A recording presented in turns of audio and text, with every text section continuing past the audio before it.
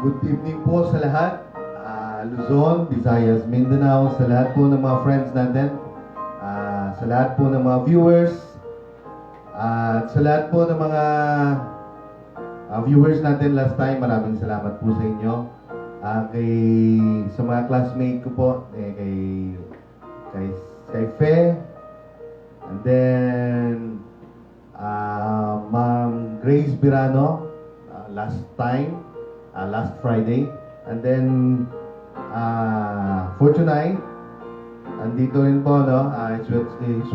She's watching right now, Sister Lady Lou Acuesta.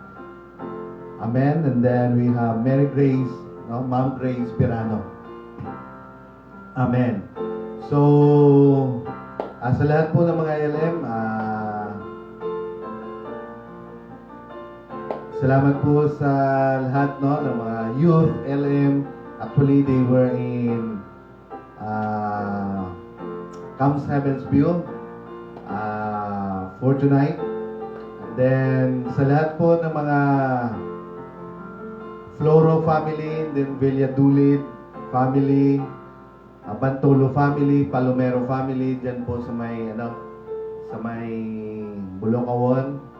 And then, De Villeres family, kay Sister Lydia, at sa lahat ng mga kasamahan po natin, no? Every Thursday sa prayer, sa mga nagpi-pray po every Thursday, and then sila ni Sister Tuto Armada, Sister Padilla. Amen. Marami pa pong iba, no? Sister Marco, sino pa ba? Dami pa, makalimutan ko na. So, maraming salamat po sa kanilang lahat, sa inyong lahat. And then, good evening din pala, no, kay Pastor Neil Acuesta, watching from Camp Heaven's View for tonight. At gusto ko rin, batiin yung asawa ko dyan, no? Si Sister Yan Franco. And then, gusto ko rin, batiin yung si David Kim. Yung anak ko, he's watching right now sa bahay. Then, nagpapasalamat din po tayo, no, kay Brother Yuyoy Nalanggay, no? Siya po ay every Tuesday, Friday, magkasama po kami dito, no, sa prayer room for this program, no, Bible study. Every Tuesday and Friday po tayo. So, sa lahat po, no, ng mga who are watching right now, magandang gabi po sa inyong lahat. Sa Pikawayan, sa lahat po ng mga classmate ko, si Annalisa Tillera, sino pa ba? Si Ivy John, and then, no, lahat na po, no? Amen. So, share lang po tayo, no? And kami din po ay masaya, no, dahil sa programang ito. At least yung mga yung mga Word of God ay talagang na-apply natin sa buhay natin, and then talagang buhay siya, no, na at least mahirap po, no, pag sabi nga ni Paul, it is fearful na mawalay po, no, sa presensya ng Diyos, because He's the one who is talagang all-knowing, all-powerful, ang ating Panginoong Jesucristo. So, ngayong gabing ito, ang ating pong tatalakayin, it is about yung mga ginagawa po ng ating Panginoon. So, for previous na mga week, we tackle about healing about the healing of Jesus Christ, and also we have the apostles, Paul, Peter, James, marami pa pong iba, no, na talagang when they receive the Holy Spirit, so walang pakundangan na sila po'y nag-preach ng gospel that Jesus saves, at ang dami pong na-save, ang dami pong na-heal because of the Word of God. So, for tonight, bago po tayo mag-umpisa, pray muna tayo.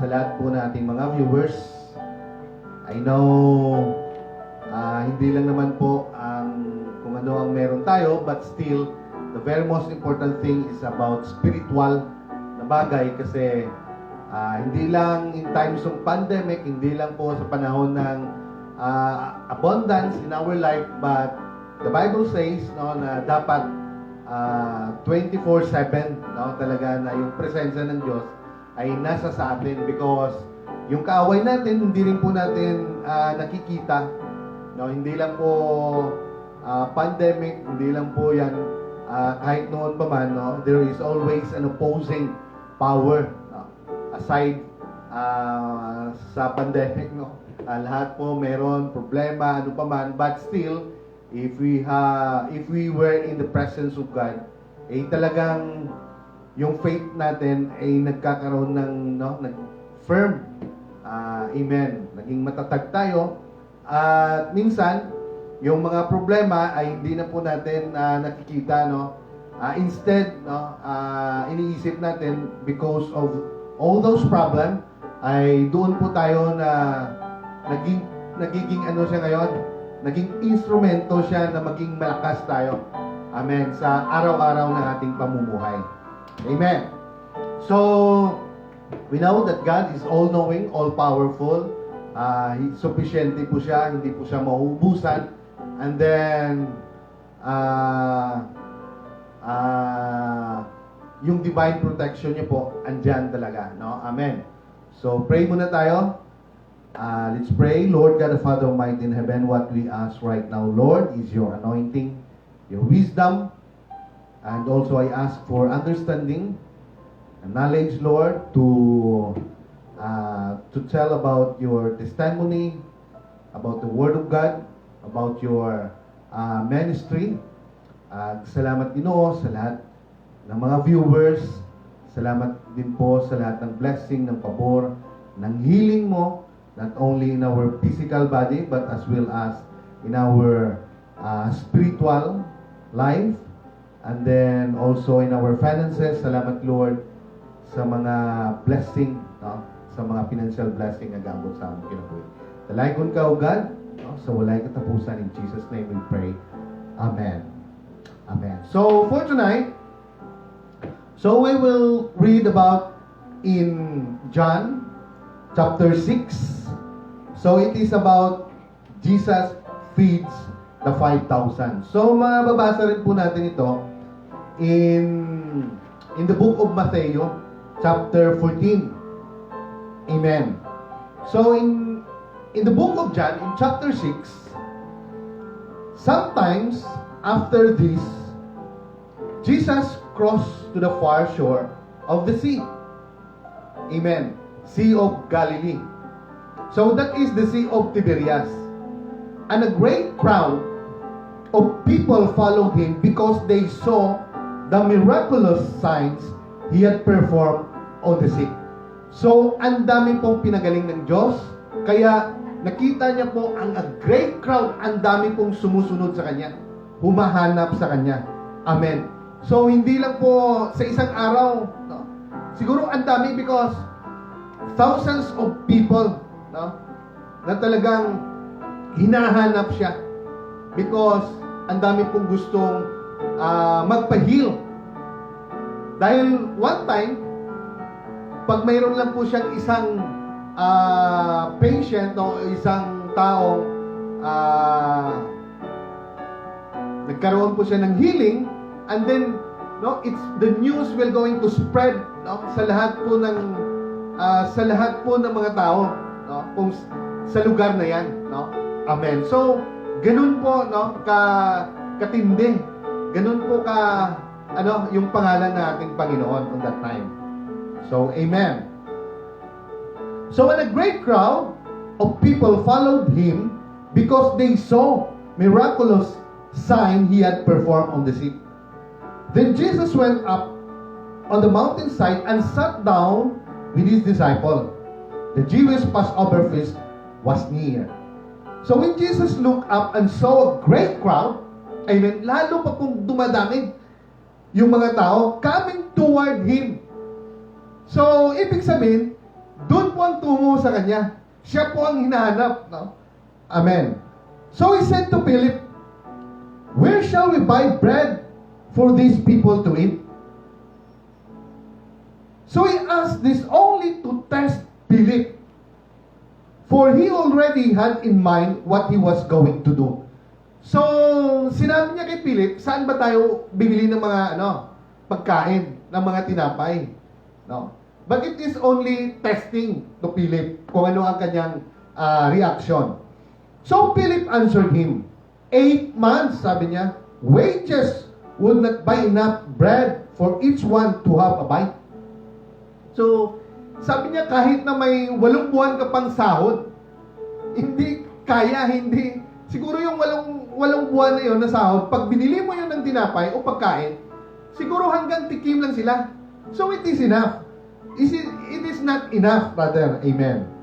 So another of his disciples, Andrew, Simon, Peter, broker, brother, spoke up. Here is a boy with 5 small barley, loaves, and 2 small fish. But how far will they go among so many? So ito lang meron.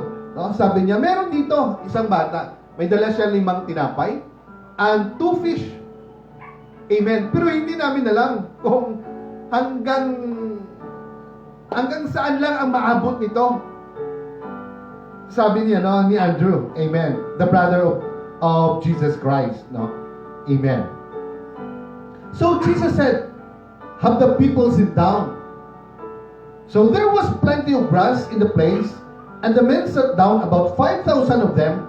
Jesus then took the loaves, gave thanks, and distributed to those who were seated as much as they wanted.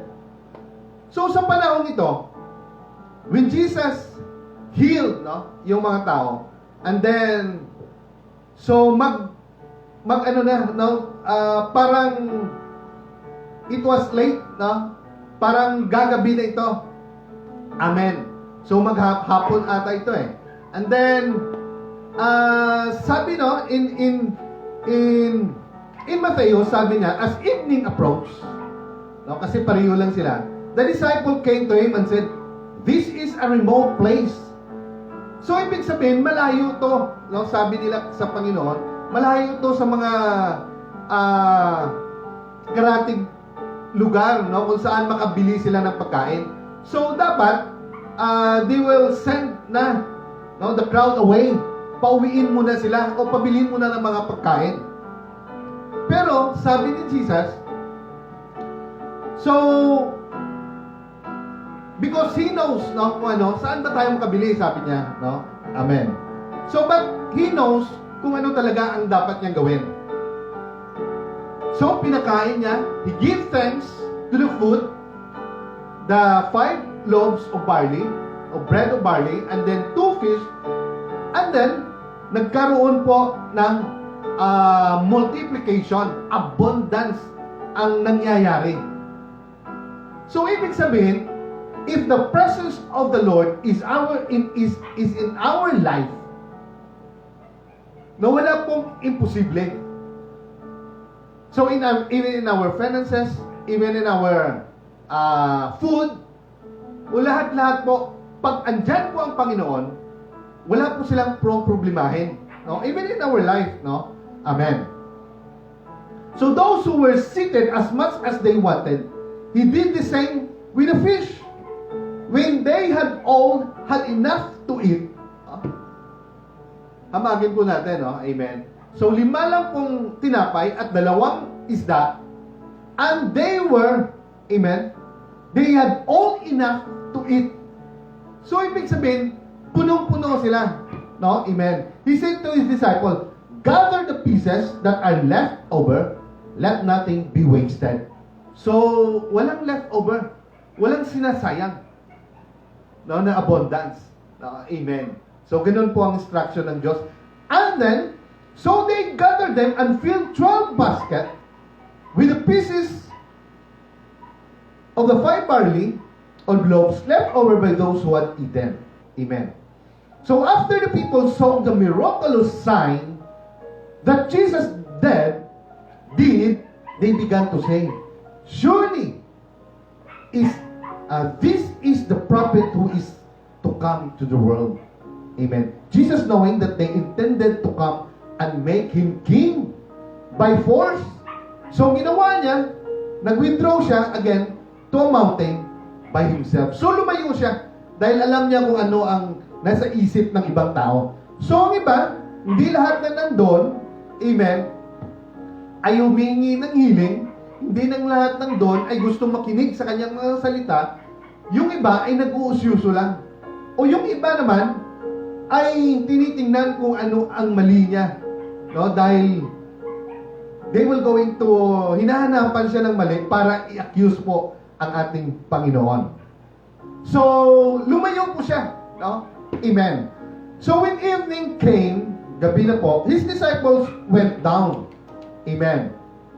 So, sabi po dito sa Mateo, immediately Jesus made the disciples get into the boat and go on ahead of him to the other side. Amen.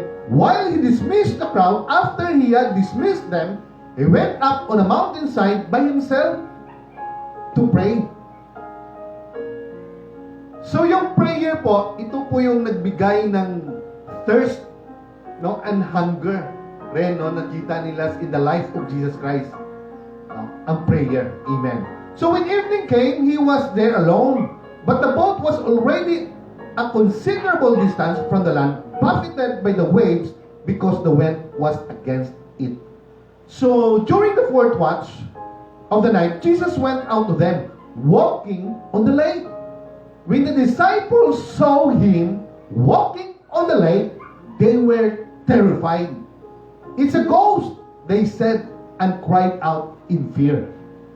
Amen.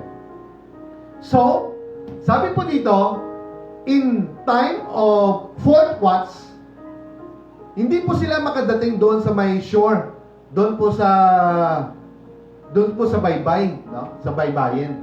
Kasi yung hangin ay nag-oppose po sa kanilang direksyon. So, they were terrified in fear, no? Because of the waves. And then, hindi po maganda ang sitwasyon. So, pag sinabi po natin 4th watch, it is about 3 p.m. at 3 a.m. to 5 a.m. That is the 4th watch. No? Amen. The first watch is 7 to 9. And then second watch is 9 to 12. And then 12 to 3 is the 3rd watch. At doon po yung 4th watch. No? Amen. So, mag-uumaga na. So, when they saw Jesus coming on their way on the boat, they were terrified. Kasi sabi po sa Mateo, nakita po nila, it is a ghost. So, multo, sabi nila, no? Amen. So, but in John, sabi po na ating Panginoon, it is I. Don't be afraid. Amen. So, Jesus immediately said to them, Take courage. It is I. Don't be afraid. Sabi naman ni Peter, Lord, if it is you, Peter replied, tell me to come to you on the water. So, iba talaga si Peter. Amen. So, kahit nga tayo no? Kahit nga no, imposible ang mga bagay na to pero hiningi niya, sinabi niya po sa Panginoon. So, walang pakundangan, sabi po ng Panginoon, come, he said. So then Peter got down of the boat, walked on the water, and came toward Jesus. So yun lang po ang direction niya. No? Amen. Doon lang po siya nakatingin directly to our Lord Jesus Christ. But when he saw the wind, he was afraid. Natakot siya. And beginning to sink, cried out, Lord, save me. Amen. So just like in this time in our life. Hindi lang po sa pandemic, but even in every day, no, sa ating buhay, pag wala po tayo sa Diyos, ang dami pong problema, ang dami pong, even in decision making, no, sometimes, magkakamali tayo, no? Problema sa finances, problema sa farm, problema po sa may work, no? Sometimes yung ambience hindi maganda, amen, yung araw mo, no, hindi maganda. So, pag wala po tayo sa presensya ng Panginoon, so, mahirap, no? Mahirap. So, sila din, kung nandun po ang Diyos, every time na magkaroon po ng healing, nandun po siya, nakikita po nila ang lahat ng miraculous sign and wonders of healing, no, na ginagawa po ng ating Panginoon. Pero one time, lumayo po ang Diyos, siguro, no, hundreds or thousands na inihil niya po for one day, siguro napagod siya, and then, no, he went away on the other side of the mountain to take, no, ang ginagawa niya po, he looked for a solitary place and then prayed. And then, nagpapahinga. So this time, wala po ang Panginoon, kaya mahirap ang buhay. Kagaya din po sa kanila. No, lalo na po, nandun sila sa bangka. At wala po silang magagawa in times of trouble. No? In the fourth watch, wala po silang magawa. But, no, the most great things happen. Alam ng Diyos kung ano ang dinadanas nila. No? Amen. On that time in the morning, in the fourth watch of that time, no? Amen. So, ang Diyos na mismo ang lumapit. Amen. Sa kanila. So, Peter said, Lord, save me. Immediately, Jesus reached out his hand and called him, you of little faith. He said, why did you doubt? Bakit ka nag-doubt, nagdadalawang isip? Bakit mo ipinaling?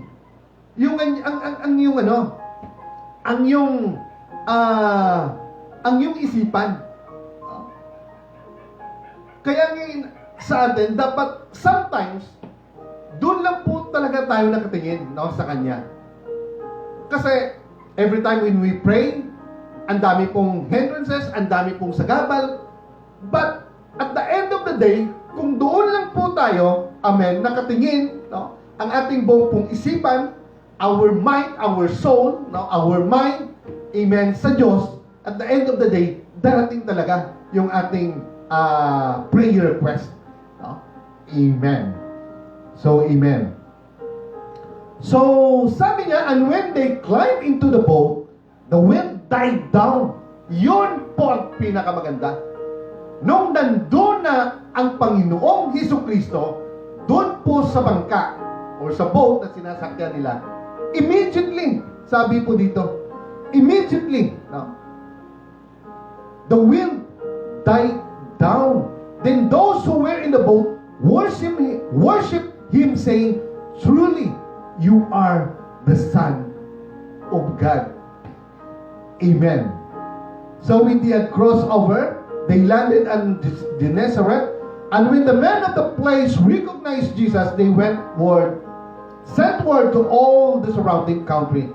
People brought all their sick to him, and begging him to let the sick just touch the edge of his cloak, and all who touched him were healed.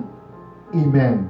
So kung sa atin pa, ang daming tao, ang daming gusto magkaroon ng healing sa kanilang karamdaman. So, hindi na kaya, no? Dahil sa dami. So, ang request nila, kahit na lang mahipo nila yung pinakapunta, no? Yung pinaka-tip ng kanyang garment, or even yung skin niya siguro. Amen. Just like also every time, no? Magkaroon po tayo ng service, no? On Sunday, or even, no, nagkaroon tayo ng rally. Every time there is an altar call, no? I mean, lahat tayo pumupunta doon in the front, no? Amen, of the altar, and asking talaga for healing. blessing, no? Divine protection. Amen. So, yun po ang ginagawa nila. Amen. Kasi, ang dami na eh. Ang dami na. No? Hindi lang po tayo, even in our life eh. Dito lang po tayo, nagpipray tayo for blessing, for favor, for healing, or whatever else. Doon din po in the other side of the globe, nandun may humingi din. Amen. Amen. Mabuti na lang ang Diyos ay Espiritu. Hindi po siya, no, kaya niya pong gawin. He is all-knowing, all-powerful. Amen. He is Jehovah Rapha. And He is Jehovah Shammah. Amen. And He is Jehovah Jireh. Amen. So, tuloy po tayo. So, the next day, the crowd that had stayed on the opposite shore of the lake realized that only one boat had been there, and that Jesus had not entered it with his disciples, but that they had gone away alone. Then some boats from the Tiberias landed near the place where the people had eaten the bread after the Lord had given thanks. Once the crowd realized that neither Jesus nor his disciples were there, they got into the boats and went to Capernaum in search of Jesus. So, ang dami talagang humahanap, no, in that time sa ating Panginoon. So, no, nung time na yon, siguro makita nila na ang daming crowd doon. So, doon na siguro. Amen? Kasi wala namang mga cellphone, wala namang gadgets. No? So, talagang makita mo sa mga tao ito na talagang nahihirapan sila. Amen? But, no, nandun yung will eh. Yung determination na talagang gusto nila makita ang Diyos. Amen? So, that time, talagang dinig na dinig ang pangalan ng ating Panginoon. Amen? Siguro, no, on that place, walang may nakakilala sa Kanya. Wala sigurong hindi may nakakilala sa ating Panginoon. Sikat na sikat siya. That's why, no, ang daming gusto nila na kunan siya, no? Amen? Ng mga mali, no, para maakusahan, no? Amen. So, tuloy po tayo. So when they found him on the other side of the lake, they asked him. Nakita na nila ang ating Panginoon. So, sabi ko nga kanina, hindi po lahat, no, na humahanap sa Kanya ay yung talagang gusto nila magkaroon ng healing o gusto nila makarinig ng mga word of God about the teaching of our Lord Jesus Christ, pero marami din doon nag-uusyuso lang. Amen. So sabi niya, when they found him on the other side of the lake, they asked him, Rabbi, when did you get her? Kailan ka dumating dito? So Jesus answered, I tell you the truth, you are looking for me, not because you saw miraculous signs, but because you ate the loaves and had your fill. Hinahanap nila ako dahil sa pagkain at nabusog kayo, sabi niya. Amen. Do not work for food that spoils.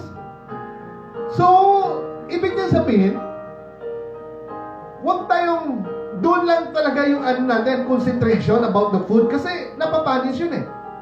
No? And then, no? Wala eh, pag kinabukasan, wala na yun. So sabi niya, but for food that endures to eternal life. So now, Jesus now is speaking about the truth. Parang nagkakaroon na ng bigat ang kanyang mga sinasabi. Amen. So which the Son of Man will give you. On him, God the Father has placed his seal of approval. Amen. Then they ask him, what must we do? What must we do? No? Amen. To the works God requires. Amen. So Jesus answered, the work of God is this, to believe in the one He has sent. So kung gusto po natin ng salvation, gusto po nating masave po in the lake of fire, we should believe to the one He has sent. It is our Lord Jesus Christ. Amen. Kasi alam ng Diyos ang kanilang iniisip. So they ask him, what miraculous sign Then will you give that we may see it and believe you? So humingi pa sila ng sign. Amen. What will you do? Our forefathers ate the manna in the desert. As it is written, He gave them bread from heaven to eat. Jesus said to them. So nagkaroon sila ng discussion. Amen. I tell you the truth, it is not Moses who has given you the bread from heaven, but it is my Father who gives you the true bread from heaven. Amen. For the bread of God is He who comes down from heaven and gives life to the world. So He's talking about Himself. Amen. Amen. Sir, they said, from now on, give us this bread. Kasi hindi nila naintindihan eh. Kaya nga, Jesus took about, sa karamihan, about parable. Amen. So then Jesus declared, I am the bread of life. So napakatindi na yun. I am the bread of life. Kasi inaako niya na eh. Amen. He who comes to me will never go hungry. So totoo naman. Amen. Kasi yung connection doon, yung pagkaroon po ng milagro sa 5 tinapay at 2 isda, kung nandun po ang Diyos, wala pong may nagutom. Wala po, wala pong nagkakaroon ng lack. Amen. So sabi niya dito, He who comes to me will never go hungry, and he who believes in me will never be thirsty. Amen. So, but as I told you, you have seen me and still you do not believe. So, ang dami na mga milagro. Thousands na siguro na may sakit. Hindi lang yan. Even yung mga patay na buhay, but still, they look for a sign. Amen. Amen. They ask for a sign. Amen. All the time the Father gives me will come to me. And whoever comes to me, I will never drive away. For I have come down from heaven, not to do my will, but to do the will of the one who sent me. And this is the will of Him who sent me. Amen. So He's talking now about the eternal life. He's talking now about the salvation. Now, amen. That I shall lose none of all that He has given me. So alam na ng Diyos kung sino ang pagmamay-ari niya. Alam niya na kung sino yung mga taong Kanya. Amen. So, for my Father's will, that everyone who looks to the Son and believes in Him shall have eternal life. So, He's telling right now that He is the way, the truth, and the life. Amen. And I will raise Him up at the last day. So dito po, sinabi na po ng Panginoon na pagdating ng panahon, hanguin niya po tayo. There is a rapture. Amen. Amen. Kasama po natin siya. No? Amen. So at this time, at this, the Jews began to grumble. So, nagkakaroon ng mga ugong, nagkakaroon ng mga reklamo, no, ng mga bulong-bulungan, amen, about Him because He said, I am the bread that came down from heaven. So, napakabigat yun, no? They said, is this not Jesus, the son of Joseph? So, yun naman nakakita nila, amen. No? Whose father and mother we know. How can He now say, I came down from heaven? So stop grumbling among yourselves, sabi po ng Panginoon. Jesus answered, no one can come to me unless the Father who sent me draws him. And I will raise him up the last day. So it is very clear po. At how many times na sinasabi niya po sa kanila? Amen. Now that in the last day, I will raise him up. Amen. So it is written in the prophets, they will all be taught by God. Everyone who listens to the Father and learn from Him, the one who comes to me, that learn from Him comes to me. no one has seen the Father except the one who is from God. So only He has seen the Father. So, ang Diyos lang ang nakakaalam. Amen. So I tell you the truth. He who believes has everlasting life. So sa lahat po ng naniniwala sa ating Panginoong Jesucristo ay magkakaroon po ng everlasting life. So sa atin po, kung naniniwala lang po tayo i-bless ng Diyos, no, in this life, andyan po ang blessing. But now, ito na po ang sinasabi niya, ito na po na parang may laman, may bigat, no? So talagang, He's now telling the truth about the kingdom, no, in heaven. So, amen. So I am the bread of life. Sinabi niya naman ulit. Your forefathers ate the manna in the desert, yet they died. Amen. But there is the bread that comes down from heaven, which a man may eat and not die.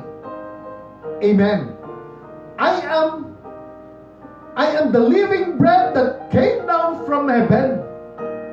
If anyone eats of this bread, he will live forever. This bread is my flesh. Amen. Which I will give for the life of the world. Amen. Then the Jews began to argue sharply among themselves, how can this man give us his flesh to eat? Amen. Jesus said to them, I tell you the truth, unless you eat my flesh of the Son of Man and drink his blood, you have no life in you. Amen. Amen. You, whoever eats my flesh and drinks my blood, has eternal life, and I will raise him up at the last days. Amen. For my flesh is real food, and my blood is real drink. Amen. So, whoever eats my flesh, amen, and drinks my blood, remains in me, and I in him. Amen. Just as the living Father sent me, and I live because of the Father, so the one who feeds on me will live because of me. This is the bread that came down from heaven. Your forefathers ate manna and died. But he who feeds on this bread will live forever. He said this while teaching in the synagogue in Capernaum. Amen. So ganun po, no? Ganun po katindi. Ganun po kabigat yung kanyang mga sinasabi, no? Amen, no? Amen. So on hearing it, so narinig po nila ito, many of his disciples said, this is a hard teaching. Amen. Who can accept it? So, parang hindi nila matanggap, no? Amen. So aware that these disciples were grumbling about this, Jesus said to them, does this offend you? Ito ba ay sa mga ganitong pong teaching na sinasabi ko, nasaktan ba kayo? No? Amen. What if you see the Son of Man ascend to where He was before? Ano pa kaya kung makita nyo? No? Ang anak, no? Ang anak ng tao, no? Ang anak ng Diyos, ang anak ng tao, no? Amen, na kumayab po, no? No, will ascend to heaven. Na bumalik po doon sa dati niyang kinalalagyan, no? Amen. So the Spirit gives life. The flesh counts for nothing. The words I have spoken to you are spirit, and they are life. Amen. So lahat po ng sinabi niya kanina, amen, for all these chapters about His flesh, about His blood, no? Amen. All those words, sinabi niya po dito, they are the word of spirit and life. Amen. So yet, there are some of you do not believe. So, ang dami ng miracle, and hindi pa rin sila naniniwala. Some, no? Some of them. For Jesus had known from the beginning which of them did not believe, and who would betray him. He went on to say, this is why I told you that no one can come to me unless the Father has enabled him. So from this time, many of his disciples turned back and no longer follow him. Amen. So sinasabi po dito, dahil po nakita nila yung mga milagro, nakita po nila yung mga blessing, yung mga pabor, yung mga panalangin, even they believe. But when God is now teaching, no, na talagang yung mga matitigas na ng mga bagay, no, na mga Word of God,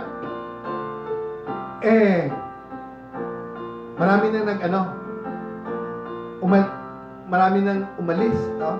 Amen. Hindi na sila naniniwala. Amen. So you do not want to leave too? Do you? Sabi niya sa 12 disciples. Jesus asked the 12. Simon Peter answered him, Lord, to whom shall we go? You have the words of eternal life. We believe and know that you are the Holy One of God. So then Jesus replied, Have I not chosen you, the 12? Yet one of you is the devil. So he meant Jesus, the son of Simon Iscariot, who though one of the 12 was later to betray him. Amen.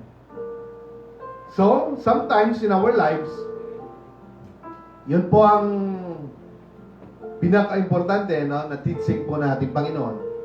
Sabi niya, when a group of person na lumapit po sa Kanya at sinabing, nandito ka na pala, Panginoon, sabi nila. Rabbi, when did you get here? Sabi niya. Sabi ng Diyos, nandito kayo, hinahanap nila ako. Not because you believe. Jesus answered, I tell you the truth, you are looking for me not because you saw miraculous sign, but because sa mga pagkain. So ito lang po pagkaintindihin natin, amen, sa ating buhay. Sometimes, baka lumalapit lang tayo sa Diyos because of all the blessing and all the favor and all the healing and all the miracle na ating tinatanggap.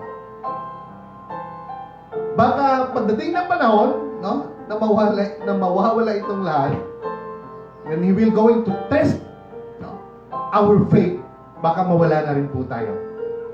Amen. So one of the most important thing na ang word po dito na sinabi ni Peter, amen. Lord, to whom shall we go? You have the words of eternal life. We believe and know that you are the Holy One of God. So alam po natin na the prophets, even in the time of Abraham, in the time of Isaac, Israel, and also in the time of Jacob, Moses, even all the disciples, isa lang po yung isip nila. It is about the eternal life. Amen.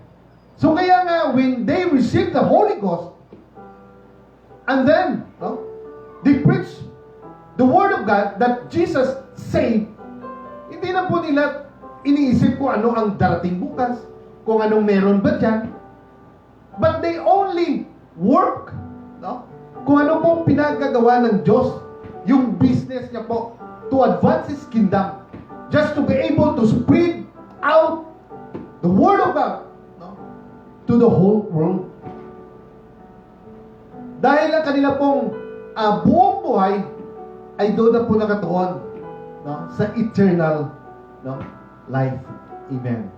Dahil nakita nila kung ano kaganda, kung doon ka po ang Diyos sa iyong buhay. So, even in our life, kung nandun lang ang presensya ng Diyos, napakaganda na ng buhay natin. How much more kung nandun po tayo sa langit? Even There is no mourning, there is no pain. Wala na pong iyakan doon, no? Amen. Lahat na lang po galak at tuwa, no? Doon po, no? Sa langit, no? Amen. So yun po pinaka punto, no, na sinasabi ng Diyos, ng Panginoon, yung eternal life, no, na kanyang pong talagang sinasabi sa kanila, no, on that time. So if anyone is thirsty, sabi niya po in John chapter 7, let him come to me and drink. Whoever believes in me, as the scripture has said, streams of living water will flow from within him. Amen. Kung talagang naniniwala ka sa Panginoon, no, ang sinabi niya po dito, stream of living water, no, will flow from within him. By this he meant the Spirit, whose those who believe in him were later to receive up to the time the Spirit had not been given, since Jesus had not yet been glorified. Amen. So one of the very most important thing, di lang po tayo, yes, we have faith, then we believe, and then God, no, is truly telling all of us that we should receive the Holy Spirit, because it gives life. Amen. Yun po ang seal ng ating salvation. Yun po ang seal ng ating faith, the Holy Spirit. Without the Holy Spirit, hindi po tayo makatayo, hindi po tayo makapreach, hindi po tayo maging matibay, become firm to our faith. So, because the fruit of the Holy Spirit, no, ay nagkaroon po, ay doon po yung patient, no, meekness, no, amen. Salamat po tayo. That's why what we're telling is all about is this, that the very important thing in our life is the Word of God, and by receiving the Holy Spirit. Amen. So yun po, no? Amen. Sa lahat po ng mga viewers natin, yun po ang ating Bible study, no? Amen. It is in the book of John, chapter 6, and the whole chapter of chapter 6. Amen. So yun po, no? In the book of John, ito po yung, yung kakaiba sa lahat po ng mga gospel. Dito po natin makikita, no? Amen. Yung talagang mabibigat, no, ng mga sinasabi po ng ating Panginoon. So, as he keep on reading, no, hindi lang po mga miracle, hindi lang po mga blessing, favor, andun po siya. But parang lumalapit na, no, yung panahon niya, no, na siya na po ay papako sa cross. Doon na po, no, nagkakaroon na po ng bigat yung kanyang mga teaching. So, doon po nasasala. Amen. Kung sino pa talaga. Thousands of them, no? Great crowd looking for him. Pero nung dumating yung panahon na yon, 12 na lang ang naiwan. At isa pa doon ay Judas. No? Dahil alam naman ng Diyos ang ugali ni Judas.